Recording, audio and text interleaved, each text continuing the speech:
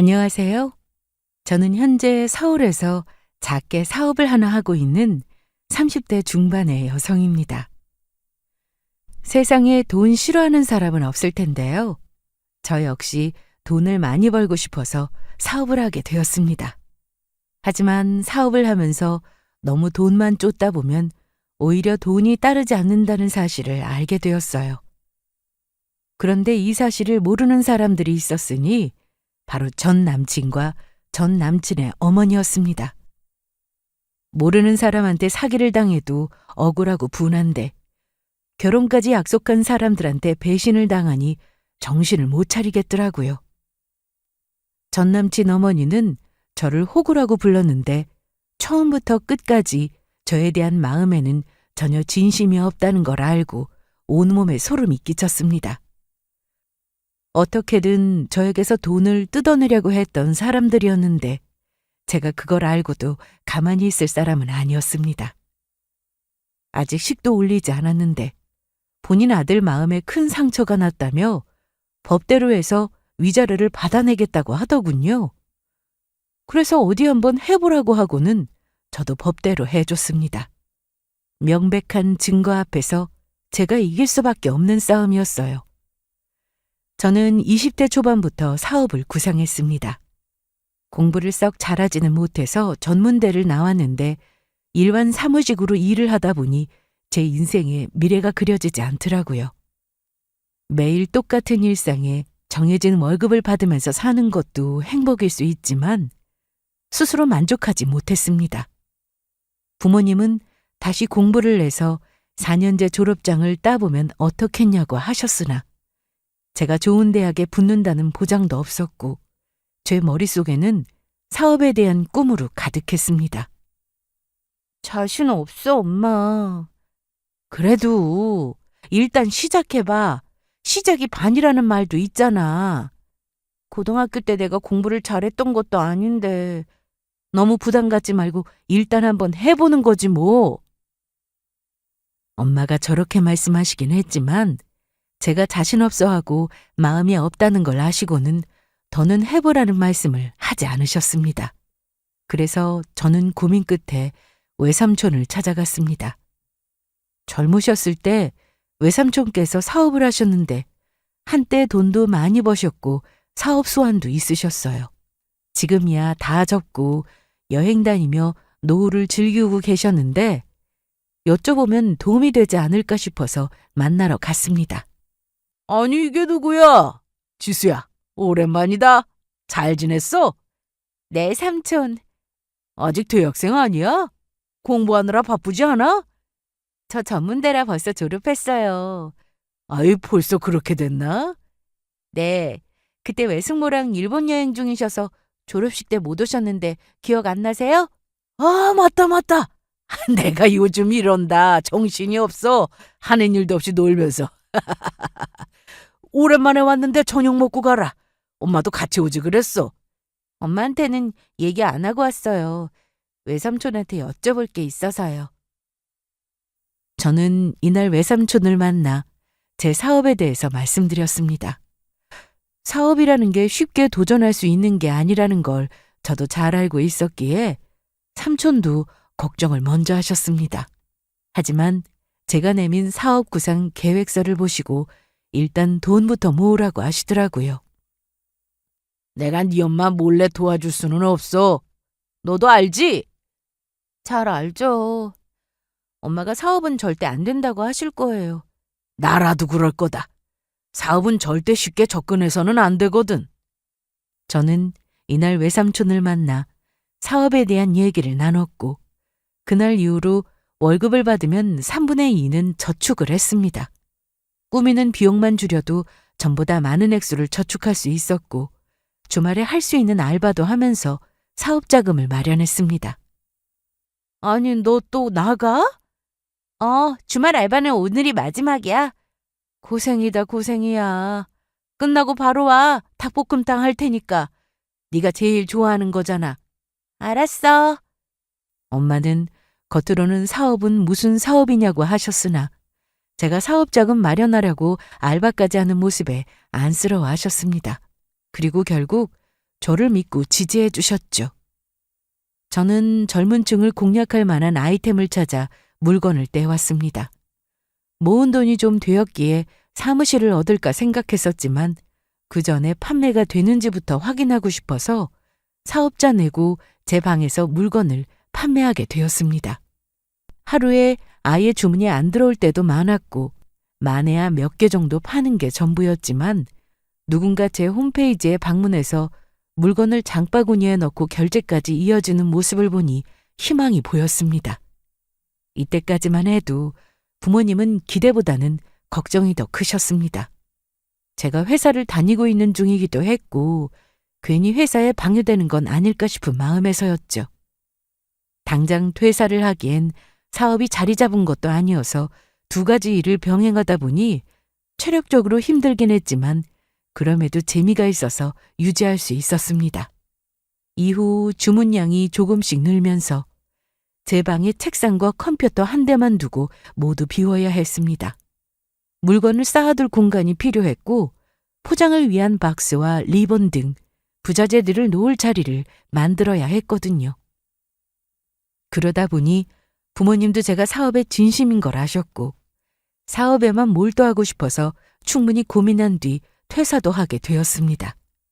아빠는 저를 믿고 열심히 해보라고 하셨지만 엄마는 여전히 걱정이 크셨습니다. 그렇다고 제가 엄마를 이해하지 못하는 건 아니었습니다. 엄마는 지수 네가 그냥 평범하게 직장 생활을 했으면 하는데 회사를 다녀보니까 나하고는 안 맞는 것 같아. 엄마, 그리고 내가 한 달에 얼마 받는지 엄마도 잘 알잖아. 내 스펙의 대기업은 꿈도 못 꾸고 다니던 회사에서 승진을 해도 연봉에는 크게 차이가 없는데.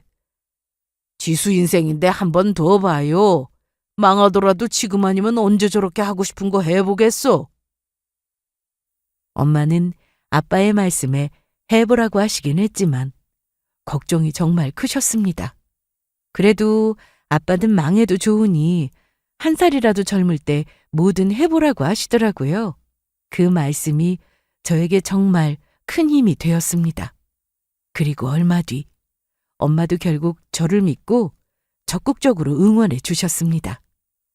저는 당장 사무실 월세가 나가지 않으니 큰 지출도 없었고 집에서 편하게 밥도 먹고 주문이 많으면 엄마와 함께 택배도 쌀 수 있어 좋았습니다. 물론 한동안 매출에 큰 변화는 없었어요. 한 달에 버는 돈이 출퇴근할 때 교통비만큼 안 나올 때가 많았으니까요. 그럼에도 포기하지 않았습니다. 처음부터 대박이 나는 사업은 없다고 생각했고 자리를 잡을 때까지 시간이 걸릴 거라 충분히 예상했기에 중간에 포기만 하지 않으면 뭐든 되겠지 싶었습니다. 그렇게 몇 년이 지나고 제 사업은 눈에 띄게 변화가 찾아왔습니다. 고객들이 물건을 구입 후 남겨주는 후기가 대단하더라고요. 그런 후기가 쌓이고 쌓여 제 사이트는 방문자 수가 점점 늘었고 광고 효과도 톡톡히 보게 되었습니다. 믿으실지 모르겠지만 저는 제 방에서 사업을 시작한 이후 매출 1억을 달성했습니다.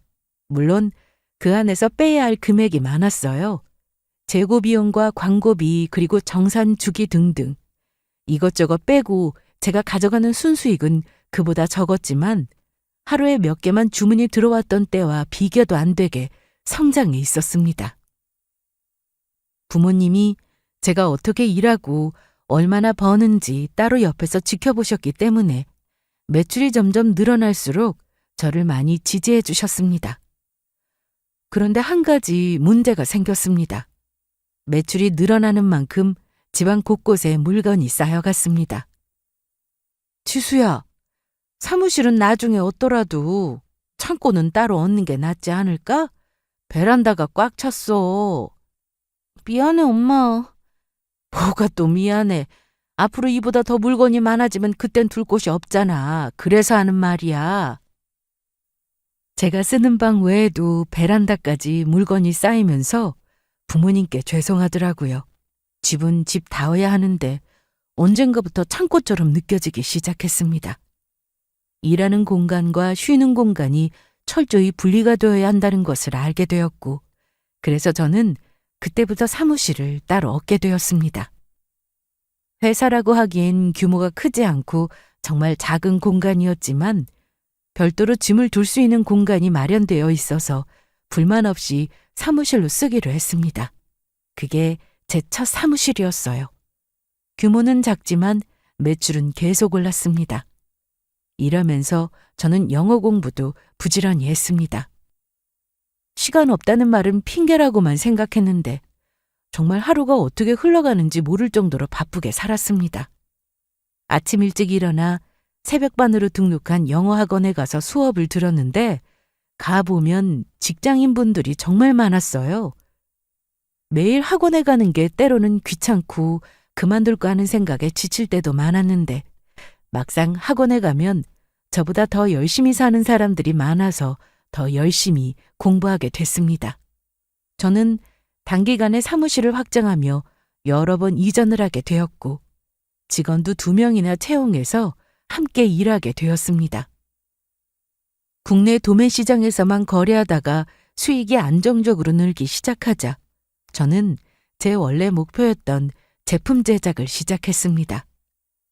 아이템만 보면 별거 없다고 하실 수도 있지만 친환경 소재가 제 사업 아이템이었어요. 대표적으로 잘 팔리는 제품으로는 천연 수세미와 나무로 만든 자, 종이 화분, 설거지 비누 등이었죠.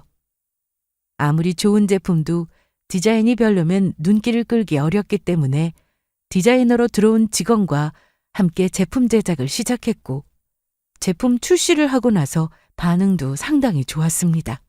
그렇게 저는 20대부터 30대가 될 때까지 일만 하며 살았습니다. 회사까지 그만두고 사업을 시작했으니 부모님께 잘 되는 모습을 꼭 보여드리고 싶어 앞만 보며 달려왔던 것 같아요.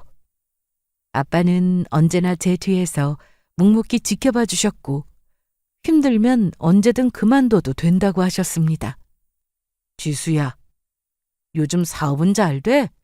사무실 얻고 난 이후로 우리 딸 얼굴 보기 너무 힘들다. 잘 되고 있어. 요즘 신제품 출시 때문에 바빠서 그렇고 좀 지나면 전처럼 일찍 퇴근할 수 있어. 너무 무리하지 마. 힘들면 엄마나 아빠한테 언제든지 얘기하고. 알았어요. 사실 부모님이 계셔서 사업에 몰두할 수 있었습니다. 누군가 뒤에서 저를 믿어주는 사람이 있다는 건 정말 축복인 것 같아요. 그런데 제가 나이가 30이 넘어가면서 주변에 결혼하는 친구들이 정말 많았습니다. 저는 연애에 대한 관심이 없었어요. 일하느라 연애할 시간도 없고 거래처 말고는 사람 만날 기회도 많지 않았죠. 그래서 주변에서 소개를 해주겠다는 사람들이 정말 많았습니다. 하지만 별로 관심이 없어서 처음에는 거절도 많이 했습니다. 그런데 거래처 사장님 중 한 분이 정말 괜찮은 사람이 있다며 만나보려고 계속 연락을 하셨습니다.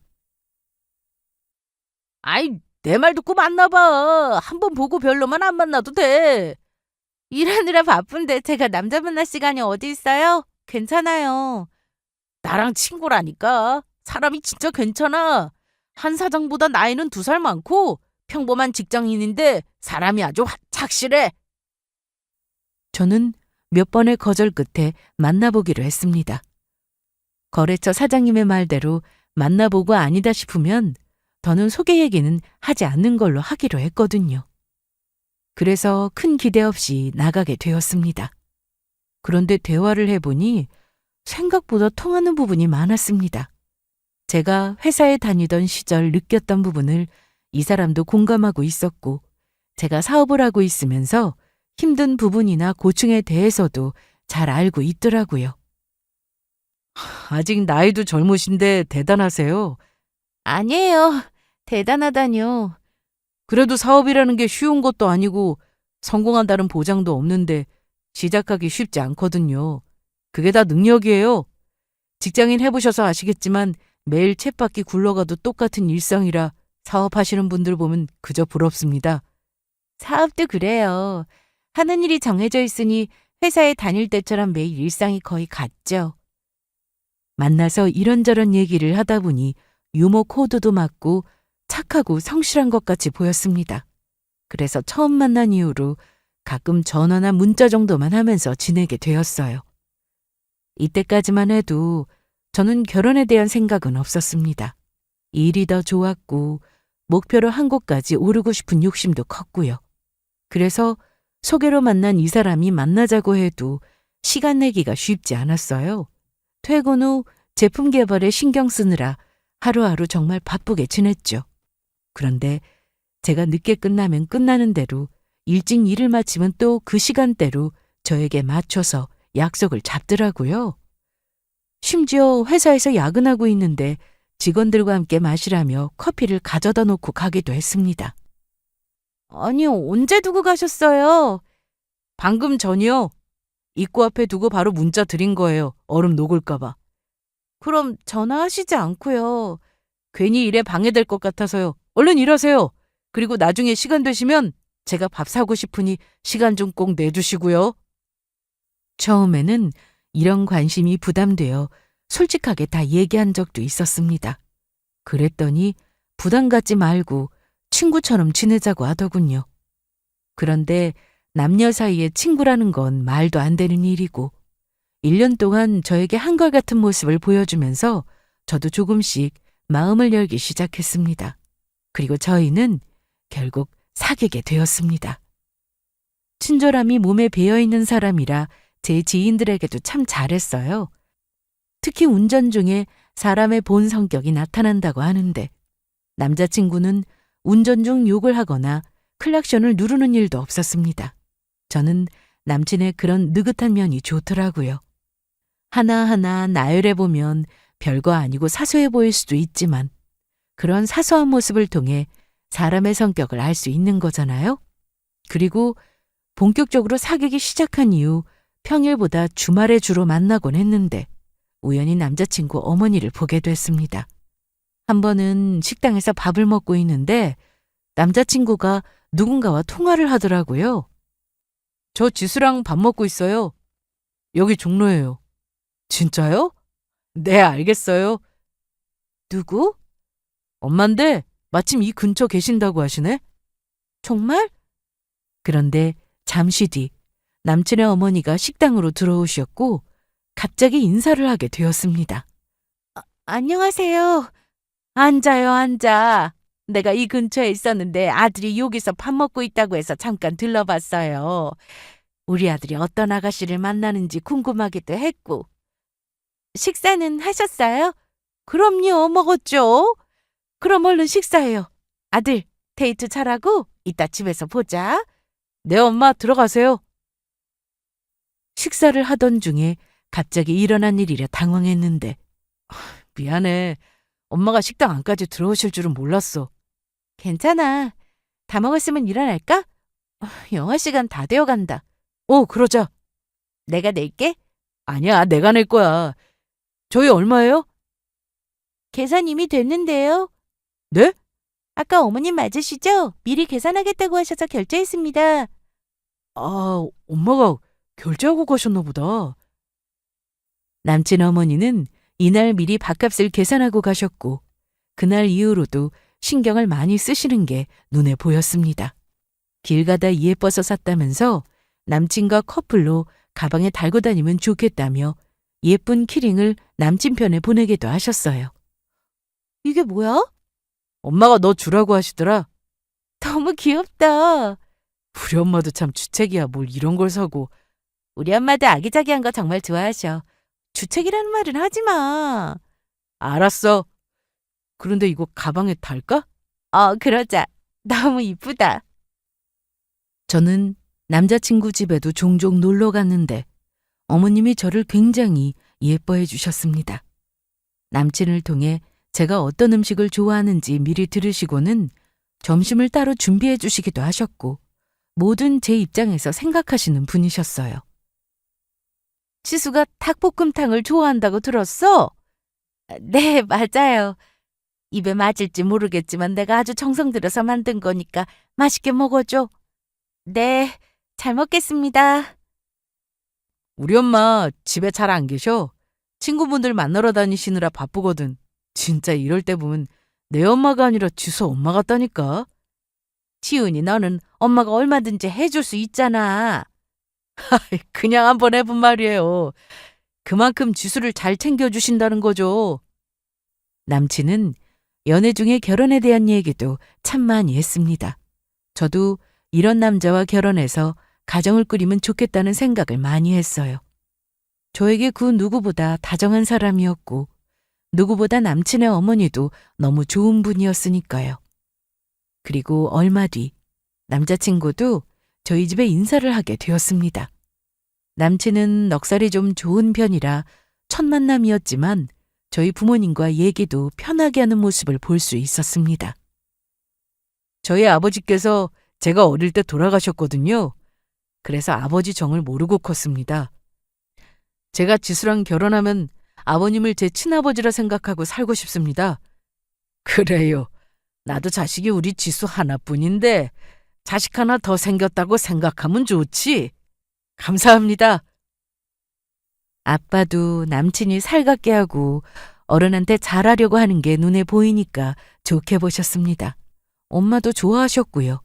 서로 집안에 인사도 드렸고 저희 둘 다 나이도 있다 보니 상견례도 해서 양가 집안끼리 인사도 하자고 하셔서 상견례 날짜도 잡게 되었습니다. 당일 저희 부모님과 남친의 어머님은 어색함 없이 아주 분위기가 좋았고 남친 어머님은 이날도 저를 많이 챙겨주셨습니다. 엄마는 저와 남자친구가 결혼해서도 잘 살 것 같다고 하셨고 저 역시 그렇게 생각했어요. 남친이나 어머님 모두 너무 좋은 사람이라 생각했거든요. 결혼 날짜는 양가 부모님께서 상의 후 결정하신다고 하여 맡겨두고 저와 남자친구는 만나면 가구나 가전을 구경하러 다니거나 신혼여행지에 대해서 찾아보곤 했습니다. 그런데 상견례를 마치고 일주일 정도 지났을 때 제가 예비시대 근처에서 볼 일이 있어 갔다가 예비시모와 만나게 되었습니다. 정말? 나도 아직 점심 전인데 잘 됐다. 우리 예쁜 지수한테 맛있는 밥 사줘야지. 제가 사드릴게요. 그래서 전화 드렸는데 무슨 소리야? 내가 사야지. 암튼 지금 어디야? 내가 갈게. 제가 지금 모시러 갈게요. 그럴래? 그럼 내가 빨리 준비하고 있을 테니까 근처 오면 전화 줘. 내려갈게. 네. 사무실로 들어가서 점심을 먹으려니 시간도 애매하고 마침 예비시대 근처에서 볼일을 본 거라 어머님과 식사를 하기로 했습니다. 예비시댁에 거의 도착 후 어머님을 만나서 식당으로 갔고 밥을 먹으며 이런저런 얘기를 나눴어요. 이날 신혼집에 대해서도 어머님이 말씀하셨는데 너희 살집 말이야. 네, 안 그래도 지은 씨랑 얘기 중이에요. 신혼집은 내가 해줄게. 네? 나도 자식이 우리 지훈이 하나뿐인데 다른 건 몰라도 집은 해줘야지. 지훈 씨랑 같이 구하면 되는데요. 글쎄 내 말대로 해.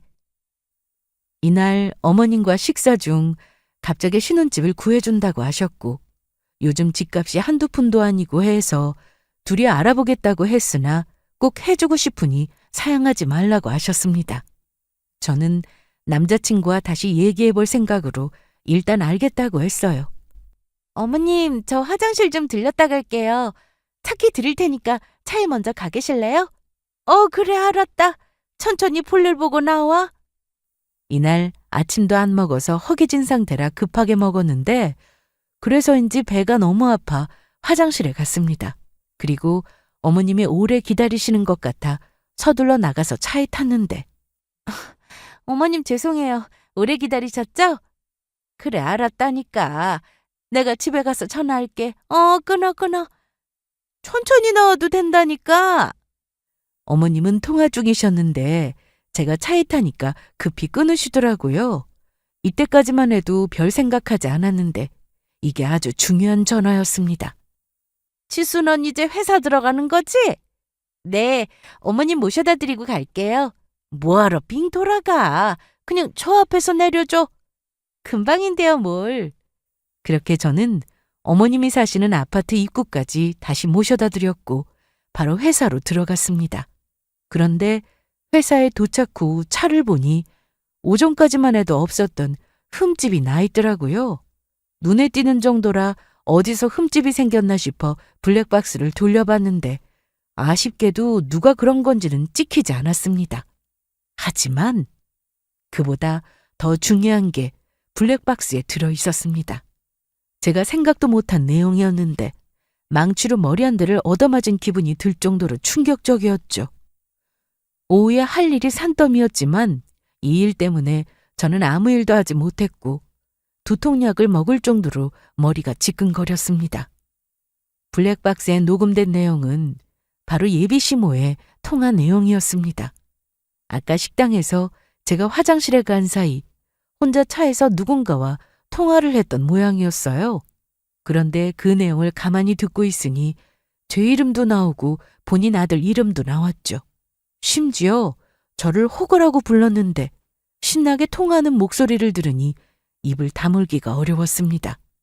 이 내용만으로 당장 가서 대체 뭐냐고 따질 수도 있었지만 이건 그렇게 화만 내고 끝낼 일이 아니었습니다.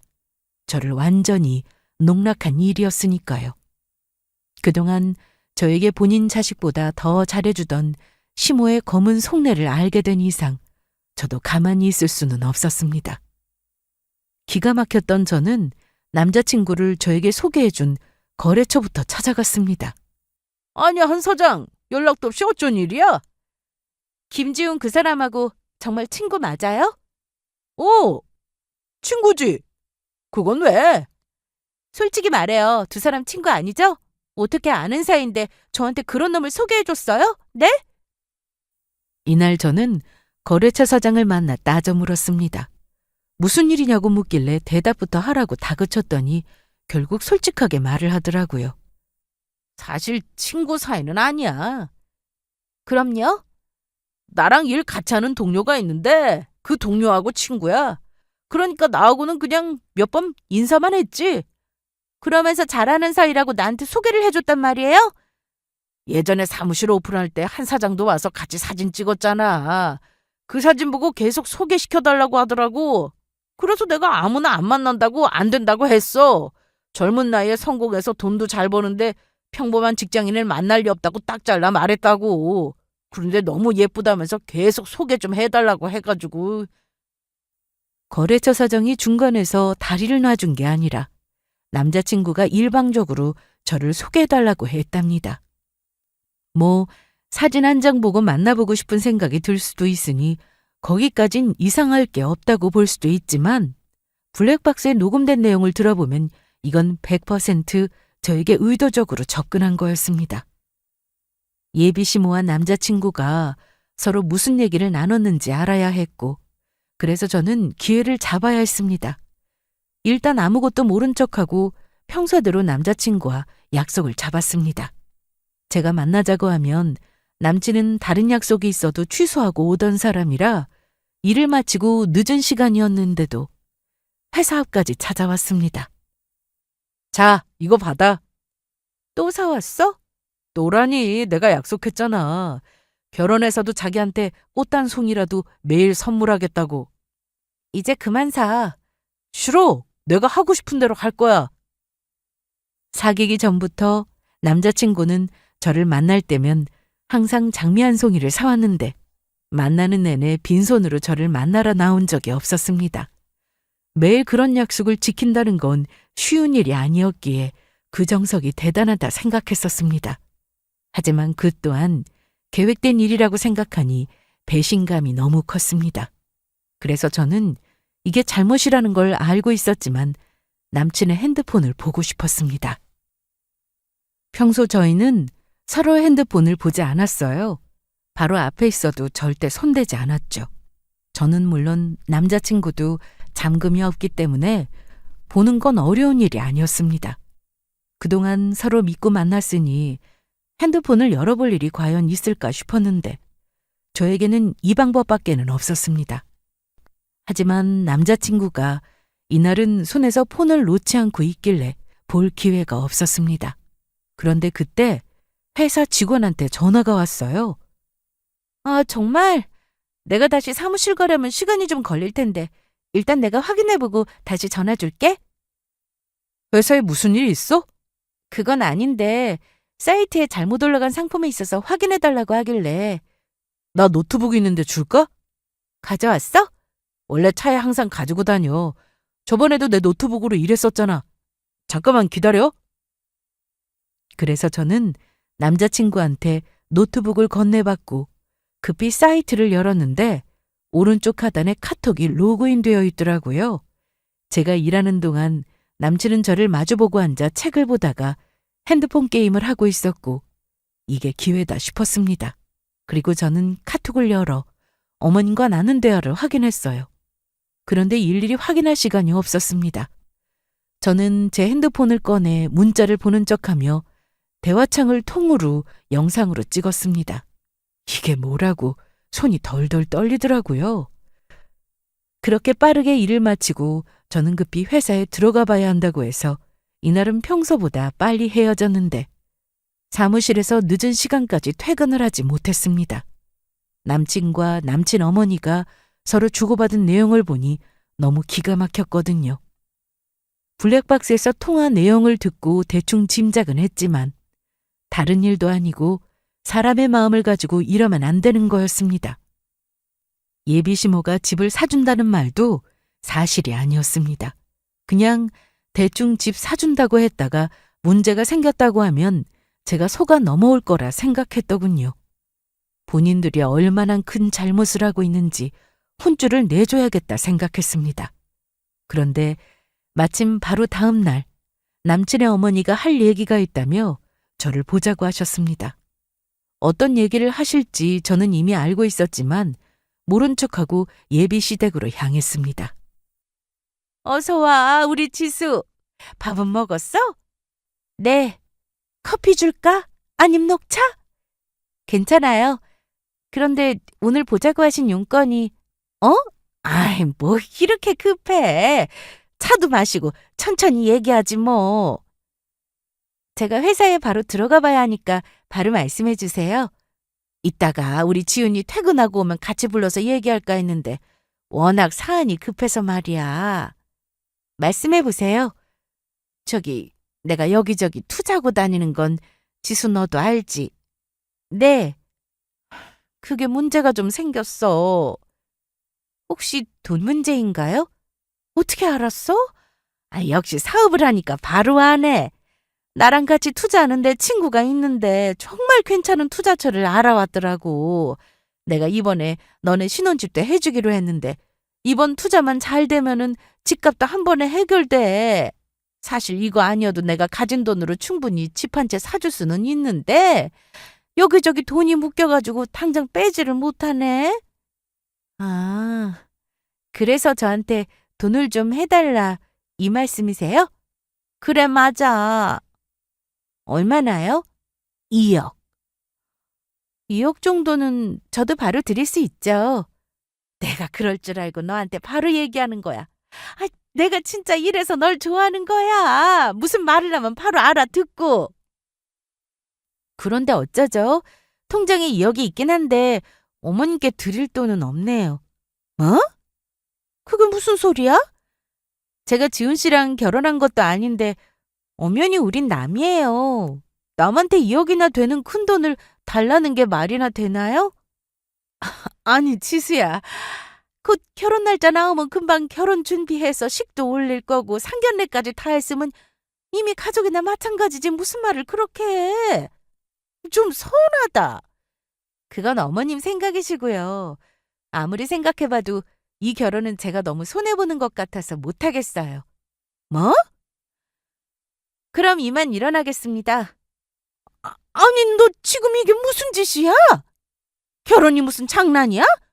못하겠다고 하면 끝이야? 제 말이요. 결혼은 장난이 아닌데 저한테 왜 그러셨어요?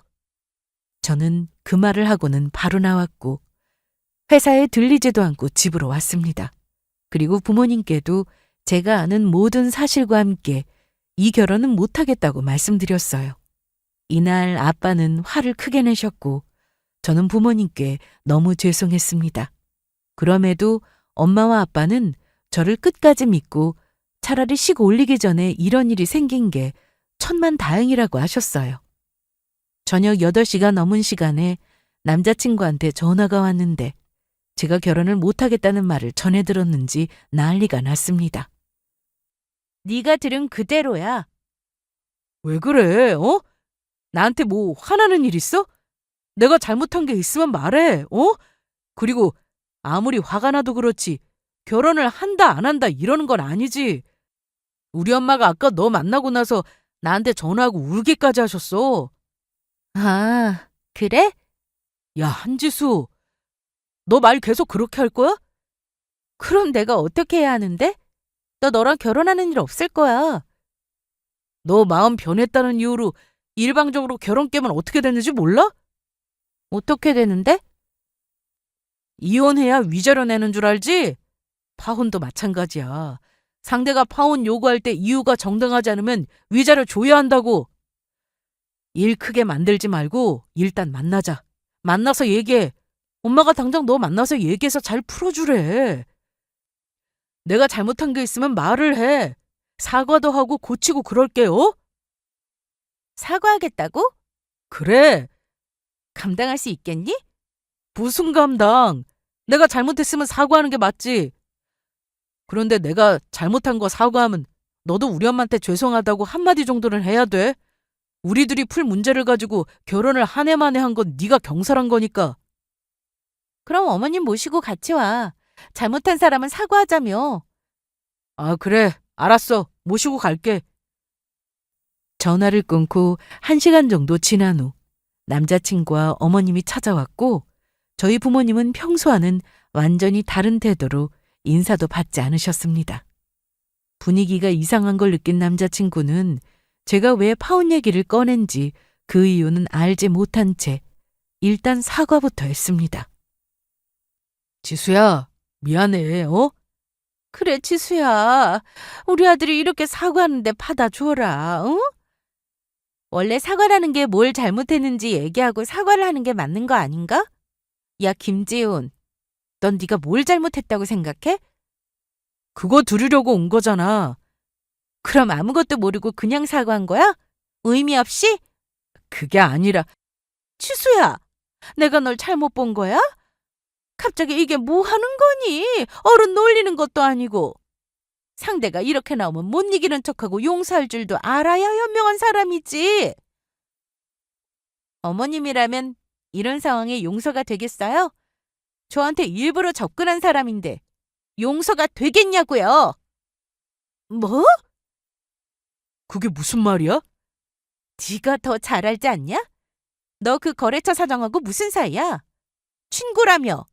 그런데 알고 보니 친구도 아니더라? 그냥 건너 아는 사이라고 말하면 모양새가 좀 이상할 것 같아서 친구로 하기로 한 거야. 그것 때문에 이렇게 화난 거였어? 야, 이게 뭐 그렇게 중요하냐? 그날 사진 보고 네가 너무 예뻐가지고 소개해달라고 한 거였어. 아니지. 그게 아니라 돈 때문이었겠지. 세상에. 아니, 결혼까지 약속했으면서 고작 이런 이유로 생사람을 잡아? 너 이러면 안 된다. 천벌받아. 내가 가만히 듣고 있으니 너무 기가 막히네.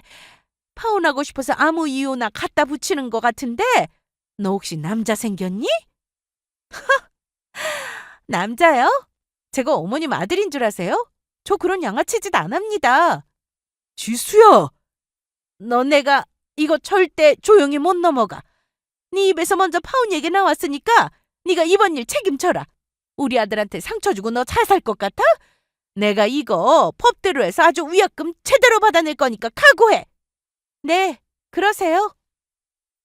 남친 어머니는 제가 눈 하나 깜짝하지 않고 마음대로 하라고 하니 더 어이없어 했는데. 너 정말 이럴 거야? 법대로 하면 너 생돈 날리는데 그래도 파혼할 거냐고. 저는 돈 날리는 일 없을 거예요. 뭐? 저는 가지고 있던 블랙박스 녹음 파일을 그 자리에서 틀었습니다. 이전에 제 차 안에서 남친 어머니가 지인과 통화하는 내용이었는데 다시 들어도 너무 기막힌 내용이었습니다. 나 지금 우리 며느리 될 애랑 밥 먹었어. 얘가 돈이 엄청 많은 것 같아. 이런 며느리 쉽게 얻는 줄 알아? 우리 아들이 능력이 좋아서 호구 물었잖아. 날 닮아가지고 우리 아들이 아주 돈 냄새는 귀신같이 맡는다니까? 나이도 젊은데 벌써 회사 끓이고 사장 소리 듣는 여자가 있다면서 아는 사람한테 소개시켜달라고 했다나 봐. 에잉, 우리 아들이니까 가능하지. 아무나 넘어오나. 암튼 이것도 다 능력이라고. 그러니까 그 빚 얘기 좀 그만해. 빚은 곧 갚을 거니까 걱정 말라고. 계획이야 다 있지. 우리 아들이 그동안 얘 만나면서 얼마나 공을 들여놓은 줄 알아? 만나던 여자친구랑 정리하고 지금 며느리 될 애랑 잘해보려고 얼마나 잘해줬는데. 그러니 지가 어쩌겠어. 시댁에서 돈 필요하다고 하면 당연히 해줘야지.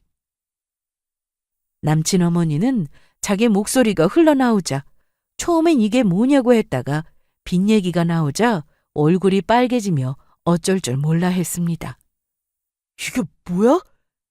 뭐긴 뭐야. 들은 그대로지. 그러길래 좀 조심하시지 그러셨어요? 요즘 블랙박스 없는 차가 어디 있다고 그런 중요한 얘기를 제 차 안에서 하셨어요? 아니, 저건 그냥 우리 엄마가 지인한테 웃자고 한 소리지. 넌 웃자고 저런 말을 아무렇지 않게 하니? 그리고 너 여자 있었잖아. 없어. 내가 무슨 여자가 있어? 생사람 잡지 마. 저는 남친이 발뺌할 줄 알고 미리 준비해둔 증거도 다 보여줬습니다. 남친 노트북에 로그인 되어 있던 카톡에서 본인 엄마와 주고받은 내용은 물론 전 여친과의 톡 내용까지 모두 볼 수 있었습니다. 제가 그 짧은 시간 안에 여러 사람과 주고받은 톡 내용을 모두 다 확인할 수는 없었어요. 그래서 가장 상단에 있던 대화 내용만 확인했는데 그중 여자 이름이 있길래 보니까 전 여친이었습니다. 남친은 저를 소개받을 때만 해도 만나던 여자가 있었습니다. 그런데 조건을 비교해보니 제가 더 나았던 모양이에요. 그래서 저와 만나면서 전 여친을 정리했던 겁니다. 문제는 정리해놓고 최근까지 서로 연락하며 지냈다는 거죠. 물론 처음에 시작이 어찌됐든 만나면서 진심으로 저를 좋아하는 마음이 생겼을 수도 있습니다. 하지만 처음부터 불순한 의도로 접근한 사람에게 믿음이 남아있을 수 있나요? 더군다나 어떻게든 제가 남자친구를 좋아하는 마음을 이용해서 돈을 뜯어내려고 했으니 사기나 마찬가지였습니다. 아들이 잘못된 선택을 하면 못하게 해야지. 그걸 이용해서 빚 갚을 생각을 하나요? 엄마 맞아요? 아니, 저 치수야. 제 이름 부르지 마시고 아까 말씀하신 것처럼 법대로 하세요. 저도 그럴게요. 아빠는 이날 너무 화가 나셔서 무슨 일이 생길지 몰라 엄마가 꼭 붙들고 계셨는데요. 남자친구는 그것도 모르고 끝까지 거짓말을 했습니다. 지수야, 그래. 처음에는 그랬어. 그런데 나 너 만나면서 정말 좋아서 만난 거야. 그건 진짜야. 끝까지 거짓말이네? 내가 마음을 꺼내서 보여줄 수도 없고 진짜니까 믿어줘. 어? 이걸 보고도 그런 말이 나와? 뭔데? 네가 네 친구 이서준한테 보낸 톡이잖아. 아무리 돈이 좋아도 내 비위 맞추기 너무 힘들다며? 전 여친이 너무 생각나서 미치겠다며. 결혼해서 몰래 만나도 되냐고 아주 난리가 났던데. 어디서 거짓말이야? 오늘 이후로 두 사람 다 보고 싶지 않으니까 법대로 하자고. 그날 제대로 망신당한 두 사람은 쫓겨나듯 집에서 나갔고 저는 아침 일찍부터 변호사 사무실을 찾아 소송을 시작했습니다. 예물을 주고받거나 식장 계약을 한 상태는 아니었으나 상담받은 기록이 있어서 결혼을 앞두고 있었다는 것을 입증하는 데는 충분했습니다. 또한 저와 만나면서 다른 여자도 동시에 만났다는 톡 내용은 물론 돈을 목적으로 저에게 의도적으로 접근한 사실까지 증거 자료를 제출하여 정신적 손해배상 청구를 하게 되었습니다. 제가 사업을 하면서 법적인 문제가 많아 공부를 많이 했지만 파혼 소송까지 하게 될 줄은 상상도 못했습니다.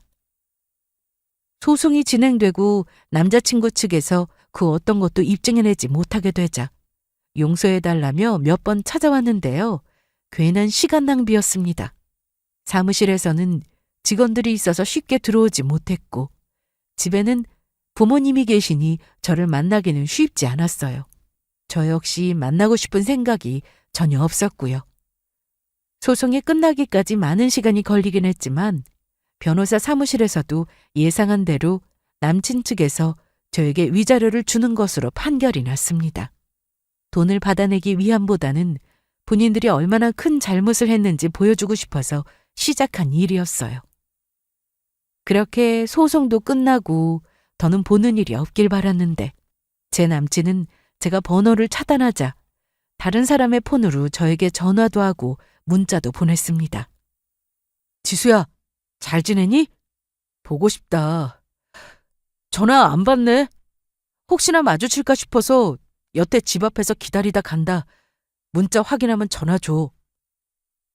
거의 이런 내용이었습니다. 처음에는 잘못했다며 좋아하는 마음이 진심이었으니 마음을 돌려달라는 내용이었는데 제가 계속 무시하자 받지 않을 거라는 걸 알면서도 100통이 넘게 전화를 하는 등 소름 끼치는 행동까지 하더라고요. 그러다 집 근처에 숨어있던 전 남친을 아빠가 발견하게 되면서 바로 경찰에 신고했습니다. 스토커로 말이죠. 너 이 자식! 잘 걸렸다! 따라와! 왜 이러세요? 놓으세요! 몇 분 뒤 도착한 경찰에 의해 전 남친은 경찰서로 가게 되었고 제가 그동안 받은 문자 내역과 통화 내역을 제출하면서 스토커 신고 후 접근 금지 명령이 내려지게 되었습니다. 난 그냥 네가 보고 싶어서 그런 건데 내가 왜 스토커냐? 조용히 안 해? 아버님, 저 억울합니다. 한 번만 더 집 근처에서 내 눈에 보이거나 우리 딸한테 모르는 번호로 연락하는 날엔 바로 실형이라고 하니까 어디 한번 해봐! 실형이라는 말에 겁이 났는지 전 남친은 그날 이후로 그 어떤 연락도 해오지 않았습니다. 아빠도 요즘 세상이 너무 무서우니 한동안 제가 퇴근할 때 회사로 데리러 오셨는데 죄송하기도 했고 또 한편으로는 너무 든든했습니다. 저는 그날 이후 큰 충격에서 벗어나기 위해 좀 힘들긴 했지만 그래도 일하면서 빨리 이겨낼 수 있었습니다. 제 사업은 여전히 규모가 크지는 않지만 수익은 계속해서 늘고 있고 회사에서 만든 제품을 좋아해 주시는 분들이 많을수록 책임감도 커서 제품 하나하나 제작할 때마다 온 신경을 집중하고 있습니다.